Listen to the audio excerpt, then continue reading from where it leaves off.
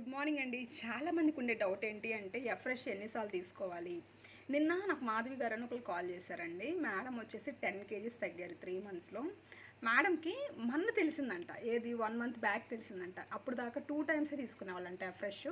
మన కాల్లో విని నేను ఇప్పుడు 4-5 టైమ్స్ యాడ్ చేసుకున్నాక చాలా బాగుంది మేడం.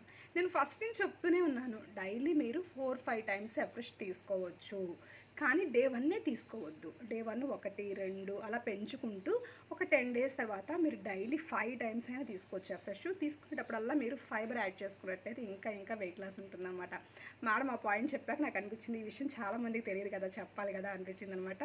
మీరు డైలీ 5 టైమ్స్ తీసుకోవచ్చు అండి ఫ్రెష్. మీరు చల్ల వాటర్లో అయినా వేడి నీళ్ళలో అయినా ఫ్రెష్ తీసుకోవచ్చు అనమాట. ఫైబర్ కూడా చల్ల వాటర్లో అయినా వేడి నీళ్ళలో అయినా తీసుకోవచ్చు అనమాట. ఇలా తీసుకుంటే మంచిగా వెయిట్ లాస్ అవుతారు.